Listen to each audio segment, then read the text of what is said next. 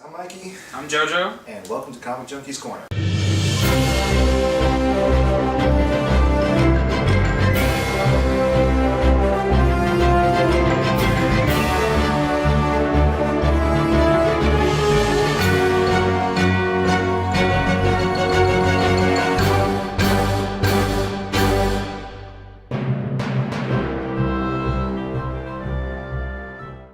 Okay guys, so today we're going to be talking about Batman v Superman, the Ultimate Edition that recently just came out. We're going to be talking about what we liked, what we didn't like. Bear in mind, these are our opinions, so please do not show up at my door with pitchforks and try to kill me because my roommate will kick me out.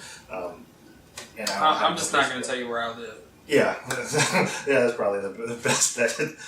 Also, keep in mind, we're going to be going into heavy spoilers, so if you have not seen the film, please go watch the film and then come back and sit and watch this video of us talking about it. Or if you don't care about spoilers, then hey, stay tuned and sit back and relax and have fun. And if you like what we're doing here, you want to visit 4comicjunkies.blogspot.com. That is a blog site run by our That is a blog site run by our friend JJ, and he does all kinds of vlogs about random TV shows, news, movies, comic books, video games, everything nerdy and everything awesome. So without further ado, let's get the show underway. What did you think of the movie as a whole?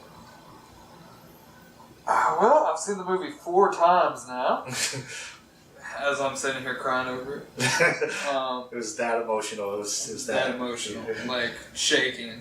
Like, I actually know of someone, spoiler alert, that cried at the end of, the movie because Superman died. And I'm like, I wasn't even that emotional as a kid, but to each his own. Seeing it in theaters, I definitely thought there was a lot of, empty holes. That it's just like, okay, like, that's not really connecting. After seeing the extended version and seeing those holes filled, I'm just like, I understand now. I'm like, why didn't they just leave it as a whole? I mean, okay, like, because, you think of all these other movies that are like 4 or 5 hours long, and they just like throw it out there, and it's just like, and you cut out like major important parts in this one, it's just like, why? Like, I mean, because when I go to movies, I want to, they're expensive nowadays. It's like $12 just to go. You better give me 3 to 4 hours in a movie. Yeah, and that's exactly the same way I feel about it. It's like, I watched the movie, it was still enjoyable. Like, there were certain parts in the theaters, okay, it was still enjoyable, like the action, stuff like that, the visuals, all that was still enjoyable, but like, the storytelling was just like, I couldn't get on board with it because it was just like, the movie was so choppy. Yeah, it's like it started out slow, and it's just like, alright, we're getting somewhere. And then it was just like, alright, starting out slow again, getting somewhere, let's pump the brakes a little bit. It was like being behind somebody in traffic, basically. So, yeah, it made it so much better for me, like, it just put that clarity on it. Now there are still things that I do not like, i.e. Doomsday. So, that's a topic. Yeah, I guess. That's another topic we'll talk about. So, Clark. What do you think of Clark / Superman? In this version, not the theatrical. In this version. In this version.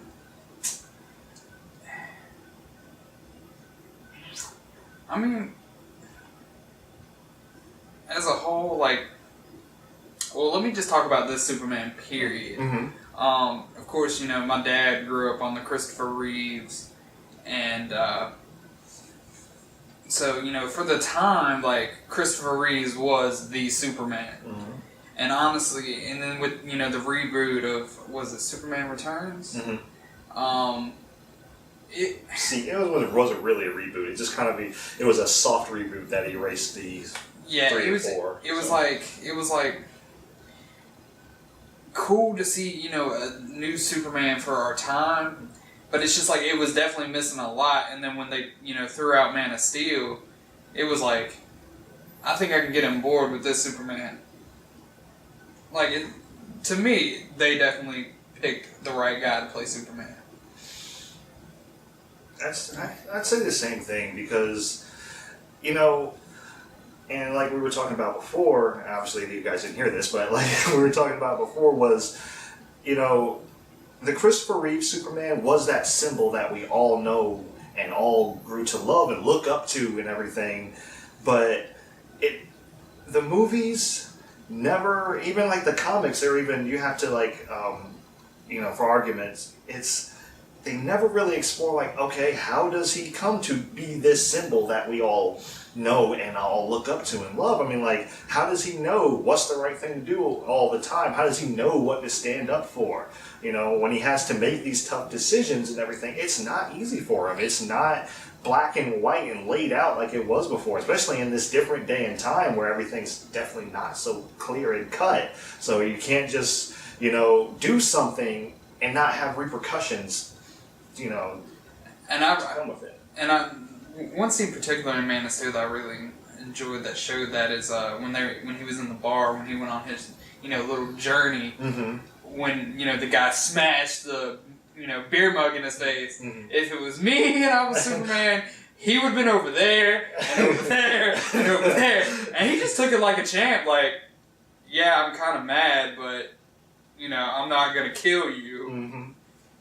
And so, you know, and slowly through his journey, you know, he understands, you know, like, you know, what to do. And it's just like, in this movie, it's just like, and how they tied in Man of Steel in the beginning, you know, it's just like, Superman, you know, we thought, you know, oh, he's the only one of his kind. And then you throw in, like, you know, other Kryptonians, and it's just like, well, what do I do? And then it's just like, you know, they're killing everybody on Earth. And it's just like, well, and that's when he's like, I got to stand up and do something. And the thing that I kind of struggle with in the beginning of, you know, Batman versus Superman is just like, everybody's just like, oh, he killed so many people. You know, it's just like, he's a monster. You know, we have to do something to keep him in check. And it's just like, I'm sorry, like, if you see two guys that are, like, the same, destroying Earth, and he goes and, like, stomps them, to me, it's just like, well, you kind of saved our world. Like, yeah, I'm going to kind of be on edge because you might go crazy one day, but, I mean, if you just stop two guys from destroying our planet, like, most likely, you're probably a good guy. Like, any other time, you're not over here, like, destroying things just because you can. Yeah, I mean, yeah. He pretty much says it at the end of Man. So he's like, dude, I grew up in Kansas. You know? It's just like, I know how to grow corn. Like, that's all I know. It's all good. And I really enjoyed that. As far as Man of Steel goes, like, I enjoyed that particular part because, you know, he's at that point. He's like, I have to make a decision. The people I grew up with, or my actual people, my actual race. And in this movie, he's still feeling the even like, was it 18 months later or something? He's still feeling like the repercussions of that, and you know, and people are still talking about it. People are still making an issue out of it. It's just like, oh, you know, my mom died because, you know, they flew through this building. It's just like, okay, well, all right, let's say that Superman didn't take a stand with either the humans or his kind, and he just hid. Yeah. General Zod, Earth wouldn't have existed, and Superman would have been standing there, dead Earth.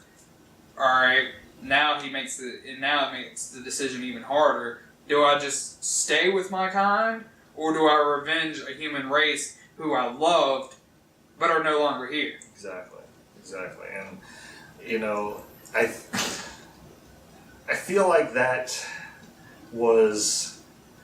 may have been undercut a little bit in this movie, as far as like how people should look at it, and from that perspective, it's like, yes, he was sent here, and these people came because he was here. Yes, that is true.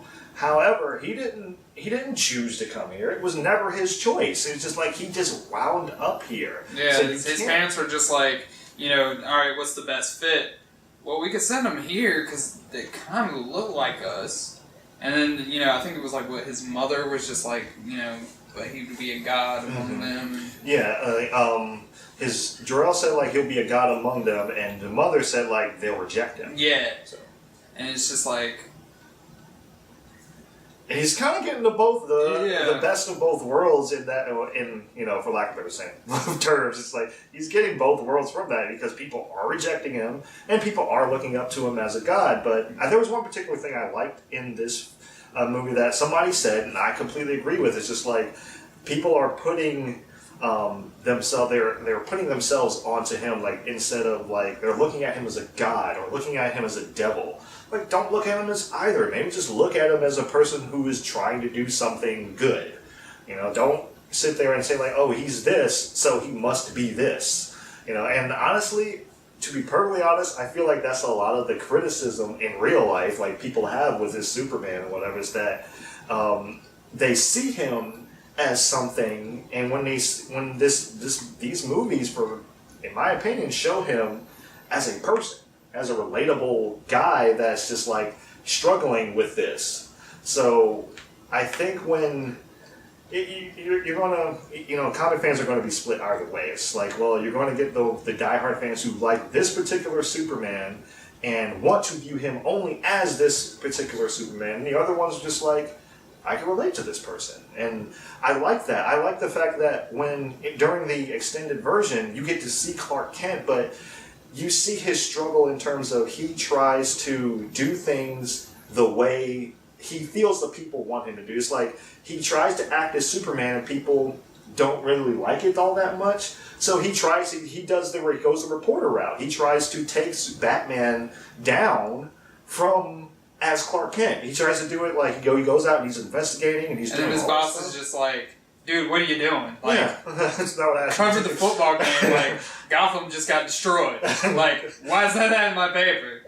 Yeah, it's like he's trying this, he's trying that, and then he's talking to other people, and people are just like, there's only one way you're going to stop this person, and then he just relents, and he's like, well, I gotta go in as Superman. And he goes in as Superman. So I like this version, the way it's showcased better in this movie, because in the original one, I gotta be honest, like, he kind of seemed a little bullyish. Yeah. When he just kind of came down out of nowhere and he's just kind of standing there just like, the Bat's dead, consider this mercy. And I'm like, dang, Soups. I mean, I don't like the dude, but I mean, dang. My opinion, and one thing they didn't do in this, they didn't really do much more of, was expand on Batman. I don't think they really had to. I think that's going to come with future movies. Like, I'm really hoping that, because from what I've seen in the trailers, I know Batman's probably not going to have a huge role in Suicide Squad, but I feel like if they make Suicide Squad happen before Batman v Superman, they might explain a lot. Like, I'm really hoping that they'll further explain the Robin suit. Maybe they'll explain, like, how Joker kills Robin, or if they even go that route.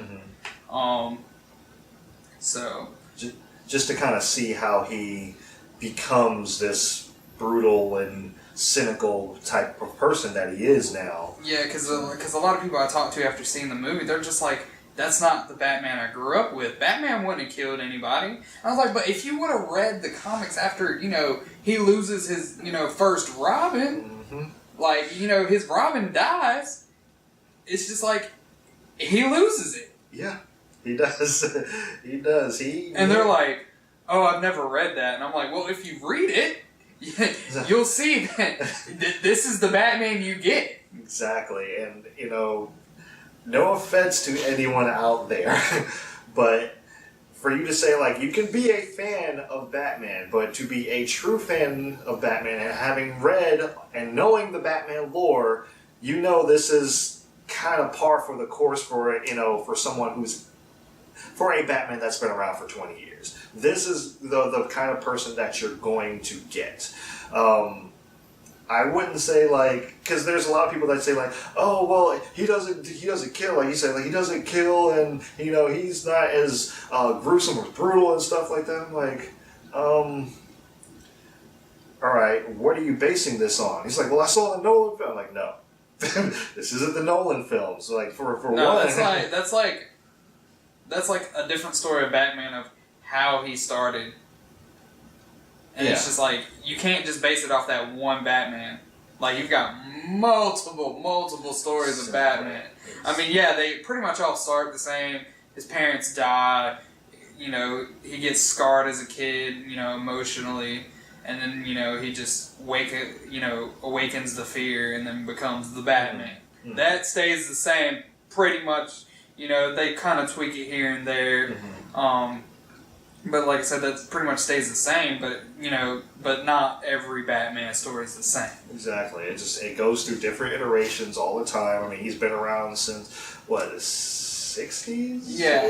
I was going to say, like, the Batman animation series, it's like they place it, like, based on the cars that are in it, like, around the 50s to 70s kind of era. Yeah. Where you got pimps in their, you know, pinstripe suits, you know, and their Tommy guns. Mm-hmm.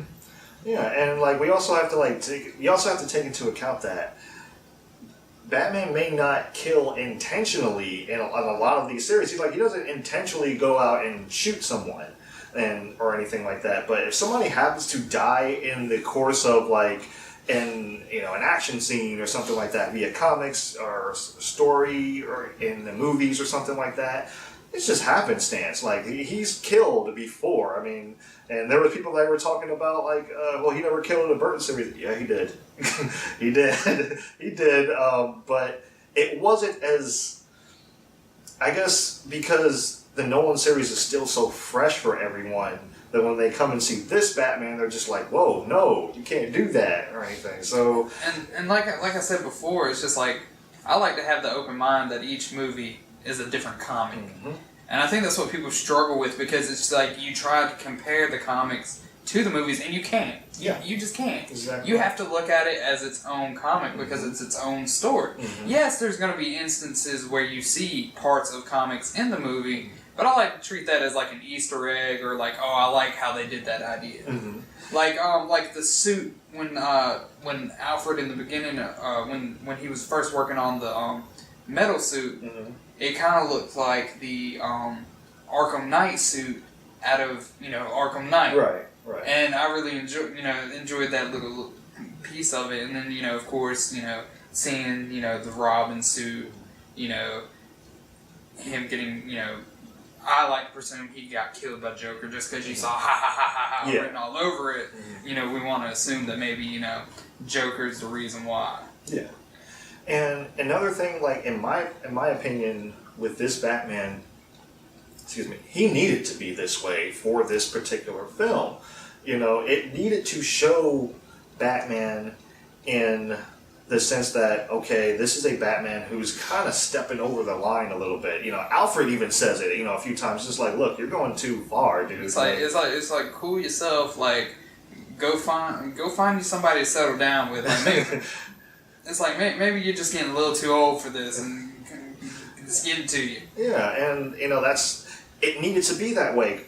Clark, when he's doing this investigations and stuff like that, people needed a reason to be afraid of Batman, and he needed to be this way for the movie. He needed to be dark. He needed to be brutal. He needed to be cynical in a sense, for all intents and purposes, he needed to kill people, and not really think twice about it, So it's just one of those things. It's just like he had to be this way for this movie. Like you say, you have to look at this movie as you have to disregard the Nolan series, disregard the Burton, even disregard the comics. I won't even lie about that. Disregard that and just view this as its own entity.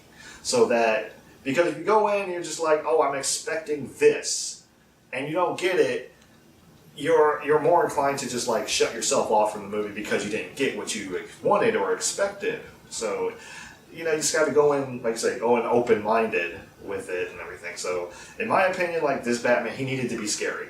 And in my opinion, he was very scary. And honestly, tell you the truth, I think what would have helped with that a little bit better is the fact that, when he looked at the Robin suit, you could tell that it's just he had a little bit of built-up anger, mm-hmm. Just seeing it, because it's just that's a reminder every day that I have to do what I have to do.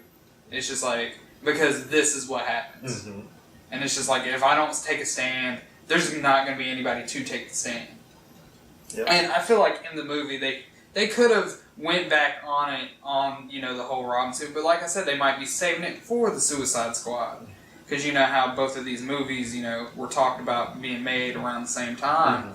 It's just I feel like they in future movies, I think they need to go back on that suit if they do, and kind of help elaborate on why Batman is the way he is in this movie. I completely agree, 100%. Okay, so now one of the more fun ones, Lex Luthor Jr. Don't forget to put the Jr. on the end there, Lex Luthor Jr. Now, for me, his plan in this version, much more clear and can say, why he is the way he is, what he's doing. And you see all the pieces of the puzzle, they fit so much better. Some things I will admit, there's kind of arguable, like, okay, I don't know why you would do that. To be honest, like, when he creates Doomsday, it's kind of like, why? But whatever. But other things like him implicating Superman and trying to destroy him for the most part, and destroying him from the inside out. Just doing like to where he goes, death follows. Like Lois said, like everywhere he goes, death must follow. So people can see him every time, like they see Superman, they kind of associate him with death. So they kind of destroying his reputation before actually destroying him. So, and I mean, if you really think about it, I mean, even though in the last scene you kind of see that the plan didn't actually go the way. I mean, if anybody's read The Death of Superman, you already know how it goes. Yeah. Like I said, I'm not going to spoil anything for anybody, but it's okay. In a sense,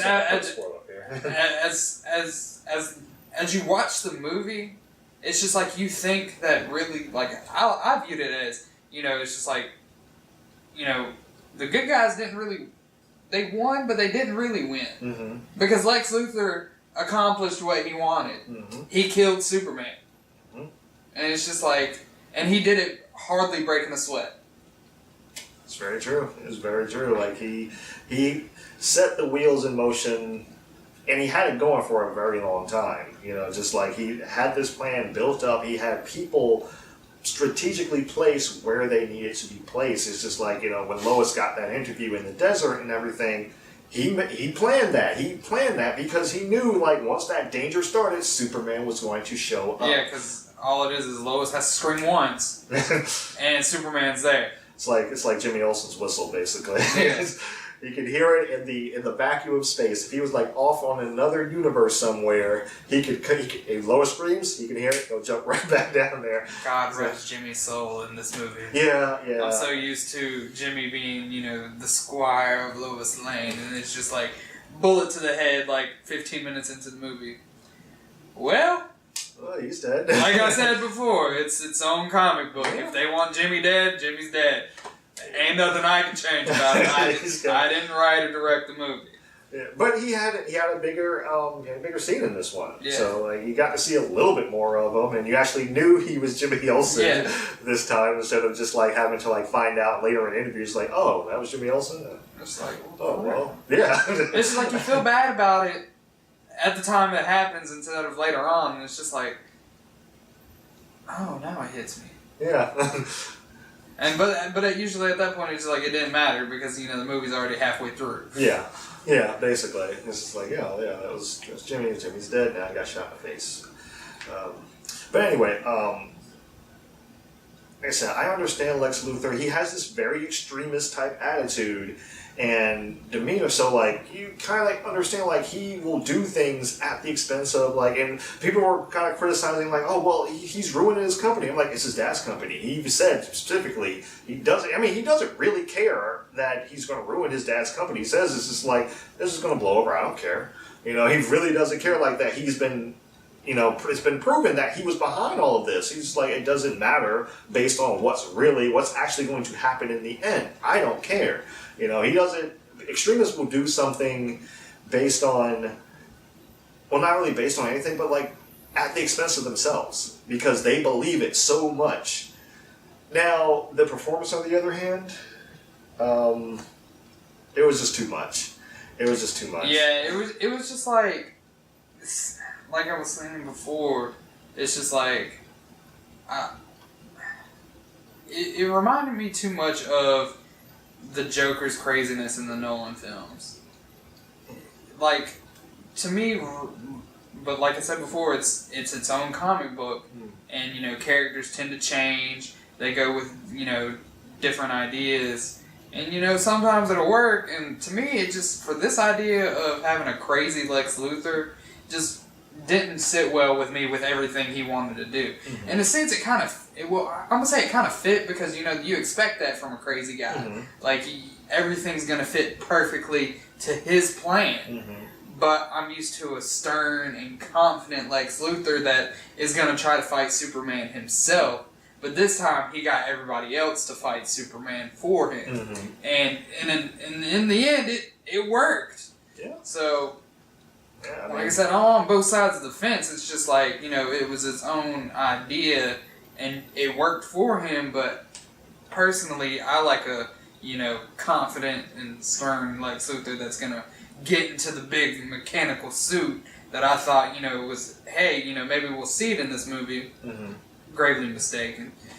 And, you know, fight Superman himself. But like I said, you know, they took it in a whole different idea than, you know, what I had. And it just worked for them. Yeah, and, you know, I kind of, like, especially seeing the trailers and everything, I kind of had an idea of what the performance was going to be like, and it just, even from the trailers, it was just like, it's not sitting right. For some reason, it's just not fitting. And it may just be because of, like, the overall tone of the movie.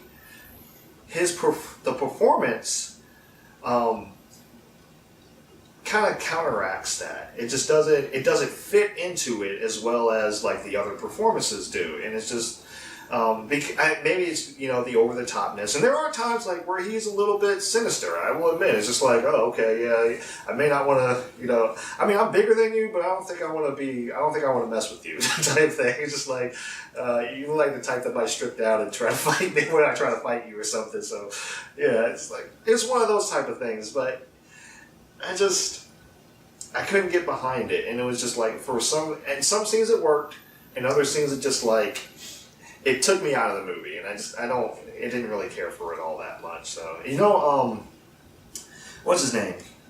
Bryan Cranston was actually in talks to play him before, right?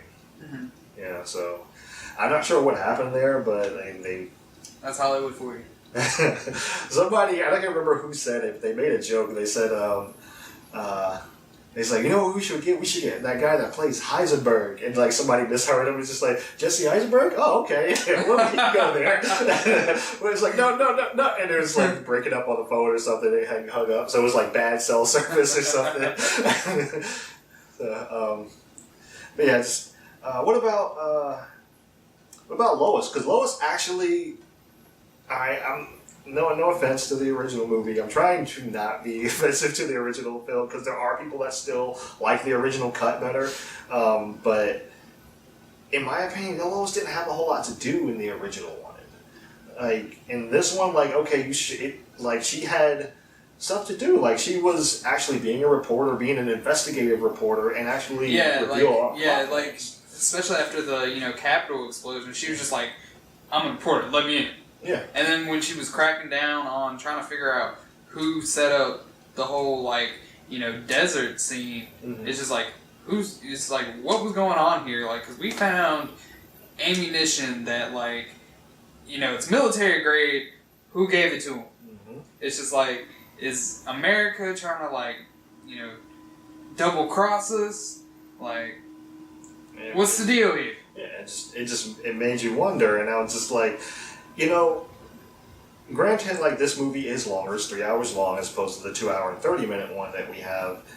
You don't feel the length a whole lot, just because the overall flow of the movie was better. I guess we can go into, we didn't talk about Wonder Woman. Even though, I mean, I think their scenes were pretty much the same for the most part. Yeah. So, she was still bad. She was bad. She was bad. I still, to this day, from the very first time that I ever saw her, I still do not believe that her arm braces should guard her entire body. She never gets hit with anything because of the braces on her arm. I'm just like, all I know is, it's like, I feel like the look she had on her face when she did that, it was just like, thank you. Like, thank you, thank you from the gods that these braces work. Yeah, because like Doomsday. Well, she got hit by Doomsday's I-beam laser. Yeah. Whatever. Which. But I mean, that was a full blast. Yeah.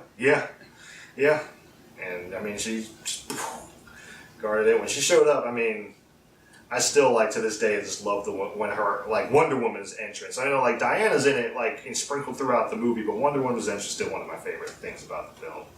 And honestly, tell you the truth, it's just like if I was Batman, I would have been like, Superman, sit down.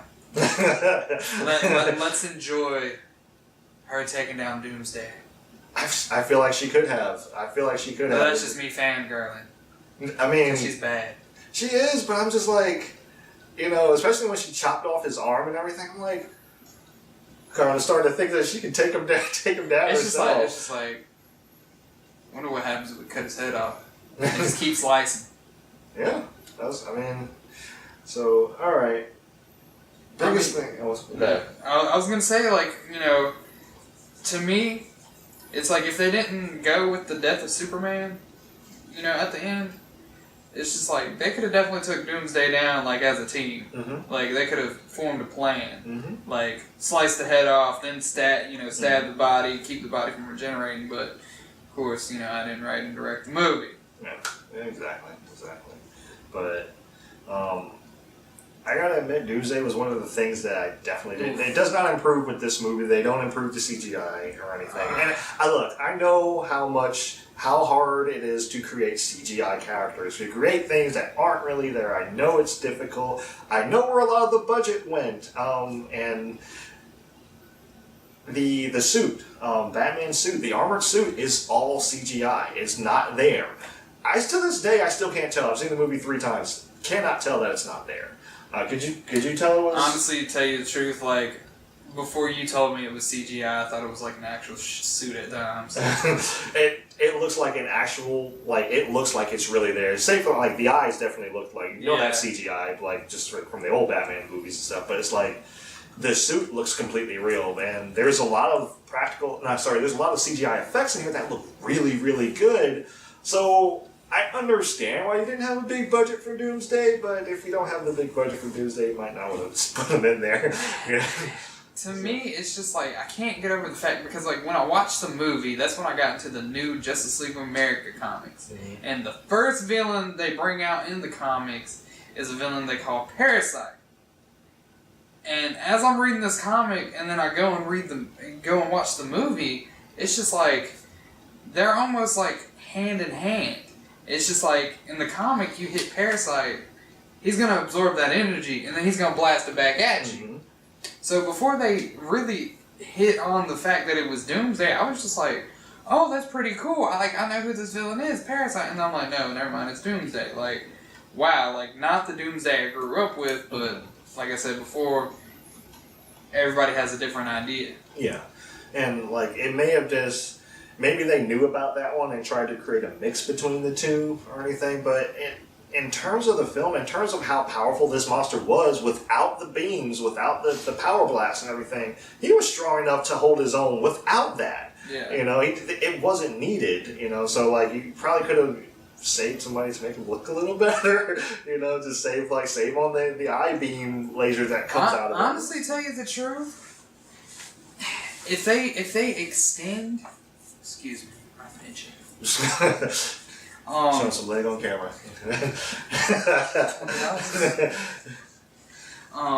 No, like, because, you know, I definitely read the original, you know, comic, you know, Death of Superman, and it's just like, if they, you know, do well with Justice League and then made like a part 2 or part 3, I feel like they should have saved Doomsday for part 2 or part 3, and, you know, instead of giving him, like, full Kryptonian powers, I would have kept him as the same as the comics, because I really enjoyed how he would just rip through, you know, the Justice League and the Teen Titans and just demolished everybody. I mean, rest in peace, Supergirl. Yeah. Because she had no face at the end of that hit. I mean, and I kind of agree with that. I mean, like, you know, like I said, we try to go in with open minds and everything. Everyone has their own different idea, but... you know, just like I was saying before, I feel like Wonder Woman by herself, I mean, it would have taken a while, but I feel like she could have beat him. The only reason I think Superman took so long with him is because he was already weakened by this time. He got hit with kryptonite. Yeah, I was about to say 3 times. Batman was like pelting him with kryptonite, And he got nuked. and yeah, it's like go to space, and it's just like, and President's just like, well, we hope Superman lives, but we're really hoping Doomsday dies. Yeah. And then it's like, crap. Superman died when we knew he would die, Mm-hmm. and Doomsday is still about to come and kill us. Yep. Great. Yep. And you know, and in all defense, like you know, against the president in this movie, like in his defense, I see why they fired that nuke up there. Just I'd because, be like, nuke. yeah, I see why they did it because like what happened the last time Superman fought a super being on Earth? You know, so it's like you lost half of the world's population. What it seems like. It's like look, we trust you, but look. Unless y'all gonna stay out there and fight, you know, a la Dragon Ball Z style, yeah, we're shooting at you. So and I like that this Superman, like he saw it coming, he knew it was coming. He's just like, go with me. Yeah, and that was kind of like how the how it was in the the cartoon. It's just like he drug him to space, and then it was just like, all right, now you're coming with me to take this blast. Yep. So I mean, he knew. So like he did it at the expense of himself. So, but yeah. So what would you say? Would you say the movie's better? This version's better or the theatrical? Honestly, tell you the truth, the extended version is a lot better.